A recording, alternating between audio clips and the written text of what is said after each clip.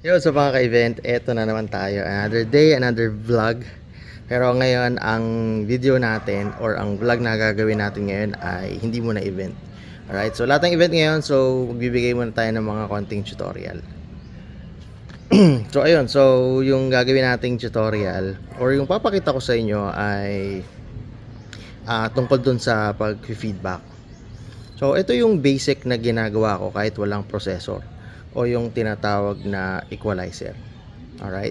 So, normally, dun naman sa iba, ginagamitan nila ng equalizer kasi. So, what if wala kang equalizer? So, yun yun. Yun yung gagawin natin ngayon. And normally, makikita nyo yan sa mga event ko. Hindi naman ako masyadong gumagamit ng mga graphic EQ pag mga basic lang. Pero, di naman tayo nag-feedback.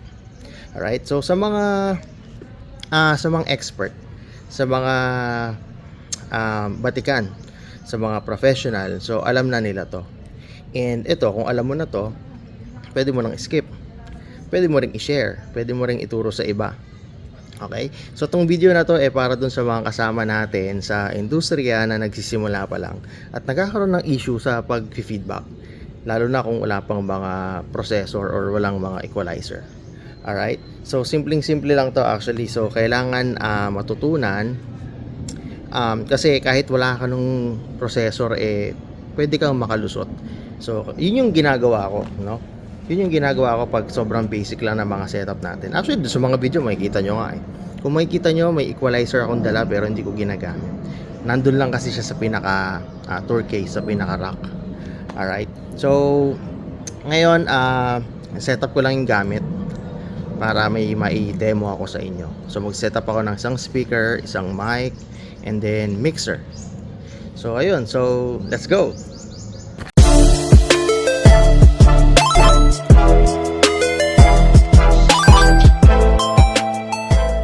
So ayan, ito na tayo. Nandito na tayo. Nailagay na natin yung gamit natin. Pasensya na, medyo magulo. So yun yung speaker natin. And ito naman yung mixer natin. Ayan. So meron tayong isang speaker. Ayan, naka-on na yan. So yung isang active natin. And then itong mixer na to, so hindi na natin masyadong nagagamit to. Then meron tayong isang mic dito, and then meron tayong receiver. Ayun, so simulan natin. Ayan, so wait, paano kaya to? Mahirap ang isang kamay. So on ko muna yung mic natin. So ayan, naka-on. So kita naman naka-on yan. So naka-on yung speaker natin. Kita naman may ilaw at naka-on na tong mixer natin. Alright, so ang ginagawa ko is nagsiset ako ng tamang gain. So ito yung tinatawag na gain before feedback. So nasan ba yung gain ng mga mixer? So kadalasan nandito yan sa taas. Ayan, mga gain. So meron tayong 24 channel dito. Ayan, so lahat yan ay syempre merong individual gain. Ayan, so nakababa yung mga gain natin. Ayan, sagad. So nakababa. Ayan, kita naman. Alright, so yung ginagawa ko para makuha ko yung tamang gain. So once again, naka-on na yung mic, no? So nakababa yung gain. Okay. And then meron tayo ditong meter. Ito yung output meter natin, no? So kailangan matuto tayong bumasa or kahit manotice lang natin yung kulay ng ilaw. So kung mapapansin nyo, di ba? Green, yellow, at red. So definitely kahit saan naman siguro pag red medyo talagang alarming na talaga, no? So even din dito sa signal ng audio, ganun din. Ayan, so green, this is actually healthy, no? Ito, yung yellow, medyo lumalagpas ka na sa boundary. Papunta ka na ng medyo, paano bang term natin dito? Ng alarming point, no? Ng hindi na tama. So pag umaabot na dyan ang metro natin or ang ilaw natin, distorted na yan. So pwede na tayong makasira. It's either ng channel or ng speaker natin. Or syempre, kahit walang masira doon sa mga equipment, sigurado pangit ang tunog niyan. Distorted ang tunog niyan. Garalgal. So ito yung mga healthy signal, no? Signal meter natin. And if you're going to notice, meron ditong gauge. So ito yung tinatawag na 0. Yan, 0 dB. Ayan. So dito ko muna sinusukat kung ano yung signal na pumapasok at ilalabas niya. Okay? So, ang gagawin ko naman dito, since nandito yung microphone natin sa channel 1. Ayan, so kung mapapansin nyo, lahat yan naka alas 12 lang So, high, mid, ayan, yung low mid, hanggang sa low yan, low frequency yan, puro naka alas 12 yan. So, set lang natin ng alas 12. Ito, yung mga auxes natin, hindi naman natin gagamitin lahat yan, nakababa lang. So, dito sa pinaka-fader, ayan, so ito yung pinaka-fader. Ilalagay ko lang siya sa 0 dB. Ayan, kung mapapansin nyo, nasa 0. Wait, ito 0, ayan yun, 0. Ilalagay ko lang siya sa 0. Ayan. Tapos, kung makikita nyo, naka-mute, no? Ito kasing mixer na to, pag walang ilaw, ibig sabihin naka-unmute, at pag naka-ilaw ay naka-mute naman. Okay? And then, pipindutin ko tong PFL o yung pre-fader listen. Ayan. Ayan. So, ibig sabihin, pag nakapindot tong PFL na to, no, maririnig sa headphones tong channel na to. Okay? At lalabas din siya dito sa metro na to. Ayan, meron tayong PFL. Okay? PFL. So, ito yon. So, pag naka-press ko tong PFL, okay? Ayan, pe-press ko yung PFL. Okay. And then, kukunin ko na ngayon yung mic. Alright. So, walang tutunog sa speaker natin muna. Okay, kasi naka-mute tayo. So, walang tunog. Okay? So, walang tunog. So, wag kayong mahiyang gawin to sa mga event or habang nagsa-soundcheck kayo. Okay? So, ngayon, since nakabukas na yung mic, magsasalita ako. Okay, and then tignan natin dito sa metro. Check. Okay, so wala pang lalabas diyan kasi yung gain natin nakababa. So connected dito yan, no? Or related dito yan. So ang problema ko is paano ko siya makukunan. So sige. Ayan. Ito medyo kita, no? So tandaan, nandito yung ilaw, ha? Tignan maigi. At ito yung isa kong kamay nandito sa gain na nakababa. Ayan, hindi lang masyadong ma-focus. Nakababa, makikita nyo naman dito. Okay, yung mic ito hawak ko dito. Magsasalita ako. Once again, walang tunog, walang output na lalabas. Pagbabasihan lang natin yung ilaw. Okay, pagbabasihan lang natin yung ilaw. So, ang kailangan kong makita dito is pumalo yung ilaw hanggang 0 dB. Or less than 0 dB. Medyo negative 3 dB. So, okay yan. Healthy yan. Basta nandito ka sa guhit or less than sa guhit. Depende kasi yan, no? Kung maliit lang yung area, pwedeng sobrang lakas. Pwedeng kulang. So, dito tayo magsiset para meron tayong tinatawag na ceiling or meron pa tayong headroom na pwedeng idagdag. Alright, pero ang point dito is makuha natin yung tamang settings ng gain. Kasi maraming nagkakamali dito sa gain na to. Okay, ang gain nga pala, hindi ito volume. Hindi yan parang fader. Hindi yan parang ito. Okay, ang gain ay isang parang gate yan, no? Parang gate, parang pinto na bumubukas, sumasara. So, open mo yan, syempre, bubukas. And then, ito sara. So, kung ano yung opening, yan lang yung mga lalabas at yan lang yung pwedeng dumaan. Okay? Alright. So, tignan natin. So, dito makikita natin kung gaano kalakas yung input na pumapasok sa channel na to. Sabi ko nga, ito ay parang magsisilbing pintuan or parang gate. Okay? But don't get me wrong, hindi ito yung gate na nasa dynamic processor. Okay, hindi ito yung gate, hindi ito yung kasama ng compressor. Tinuring lang natin or kinumpare lang natin na para siyang isang pintuan or parang isang gate na bumubukas sara. Okay, so bubuksan natin para pumasok dito yung signal ng mic natin at makuha natin yung tamang pagbukas niya at hindi na natin siya pakikialaman. Okay, once na nasukat na natin siya dito at once na napakinggan na natin sa speaker. Okay? So, nakauna yung mic ko. Once again. And then, naka-mute ako. Okay? Walang tutunog muna sa speaker. Pagbabasihan lang natin itong ilaw. Okay? So, tignan yung kamay ko. Habang nagsasalita ako, unti-unti kong iaangat itong gain knob natin. At sana medyo mapansin nyo rin na ito ay iilaw. Okay, yung metro natin dito. Alright, so, ito na. Nakabukas na yung mic ko. Check, check. Unti-unti kong ginagalaw. Check, check, check, check. Hey, check, check. Nakikita nyo na, gumagalaw na. Check, hey, check, check, check, hey, check, check, check, check, hey, check, hey. Nakikita nyo na, gumagalaw. Okay, ito yung kamay ko, nandito na yung gain knob natin. So, nakaangat na dito.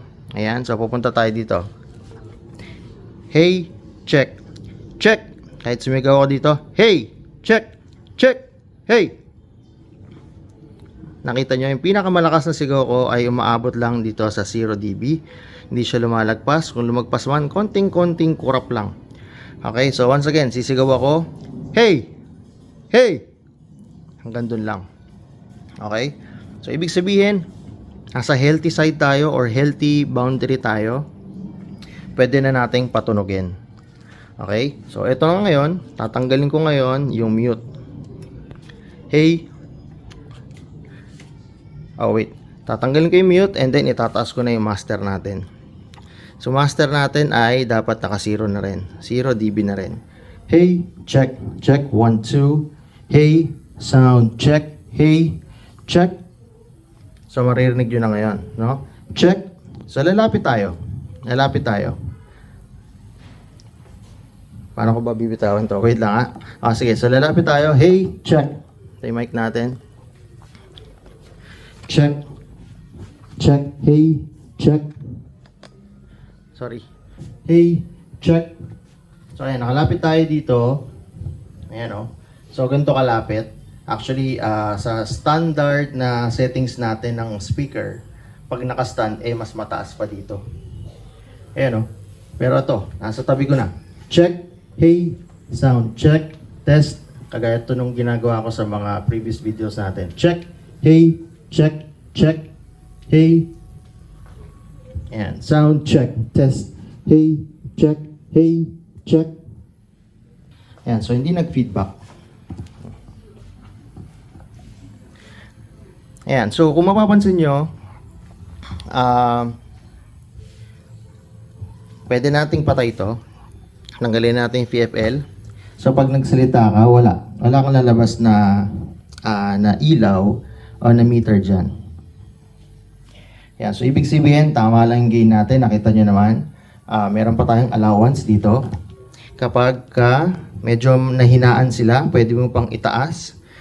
Nandito ka lang sa may 0. Yan o, 0 dB lang tayo. So pwede mo pa siyang paabutin ng mga hanggang 5 dB. Or maybe 10. Ayan o, mas malakas. Okay, and then wag na nating gawin or wag na nating pihitin yung gain natin. Ayan, papatay ko lang yung mic ko or i-mute ko lang. Ayan. So narinig ng kapitbahay, naka-mic kasi tayo habang nagsasalita. So wag na nating galawin yung gain na yan. So ibig sabihin, yan na yung settings natin na gain. Okay? May kasabihan nga dyan, yung mga ibang engineers, yung mga ibang technician o ibang professionals, once you set the gain, set and forget. Okay, so tama na yan. So dito na tayo ngayon mag-a-adjust. Okay, yung master natin 0 na yan. Alright, so makikita nyo naman, tsaka na tayo mag-a-adjust ng tones or ng EQs natin. So ngayon naka alas 12 lang lahat yan, no? Hindi ito hindi ito kasali. Nandito lang tayo sa mic na to, sa channel 1. Okay, nandito lang tayo sa channel 1. Ayun. So, ganun kasimple. Yun yung tinatawag na gain before feedback. Okay? So, wala tayong feedback. Walang binago sa EQ. Wala tayong graphic equalizer. Okay? Wala tayong graphic equalizer. Wala tayong external equalizer. Pero, sa ganito kalapit, hindi tayo nag-feedback. Okay? Actually, malakas siya. No? Nahiya nga ako eh. Kaya, pinatay ko na yung mic. Ayan, minute ko na. no? Nakabukas pa yung mic. Minute ko na dito para hindi tumunog. So once again, ayan. Check, hey, 1, 2, sound check, hey, test, check, check, 1, 2, check.